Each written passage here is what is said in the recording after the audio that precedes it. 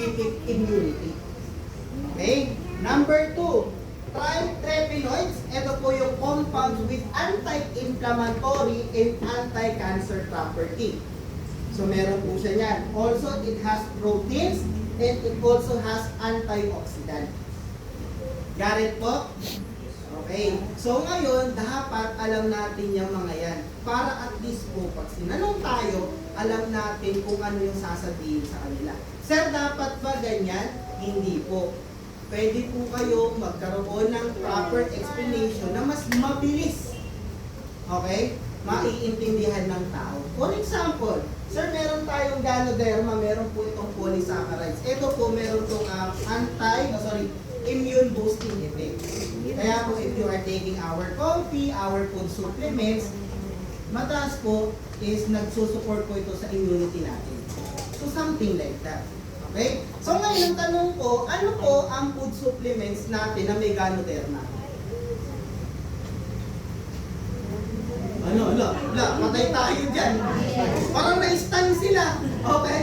Parang RGGN. Oh. Ang RG or the reishi gano, sorry for that, para saan to? Balancer or pan-detoxify? Okay, pan-detoxify. The reishi gano, it is formulated from the Ganoderma lucidum. Okay, ito po ay 90-day-old red mushroom na ginagamit natin as detoxifier. Okay, so ngayon ito po, just a recap. Meron tayong mga customer na uminom na ito. Tapos anong naging reaction? Okay na lang. Sino nag-RGGN? Ano naging reaction sa katawan? Okay. Paano nadi-detox?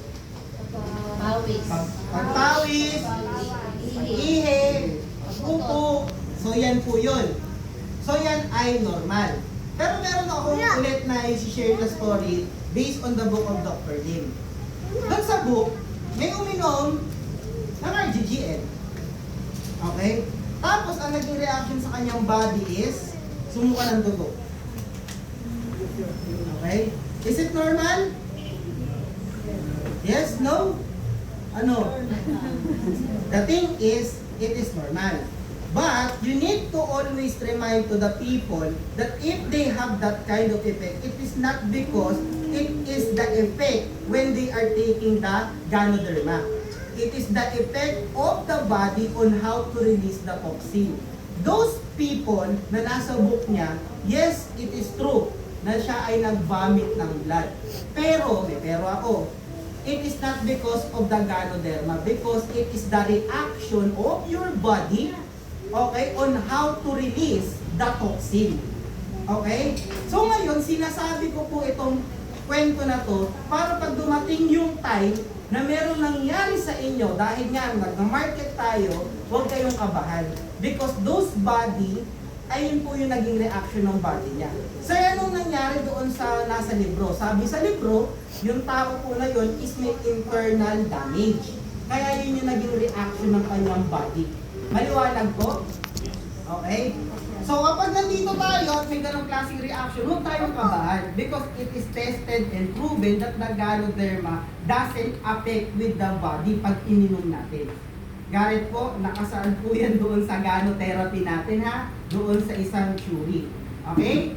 So ngayon, aayusin din natin yung pagbamarket. Kasi baka mamaya may magsabi sa inyo rito na inom ka ng RGGL. Pag sumuka ka ng dugo, okay lang yan ha. Hindi ganun ang pagmamarket. Hindi natin sasabihin yon. But I need to tell you this because you are a leader, you are a member, and you are the one who promotes the product. So you need to know what will be the reaction of the body na tatanggap niya when you are taking RGGN. Got it po?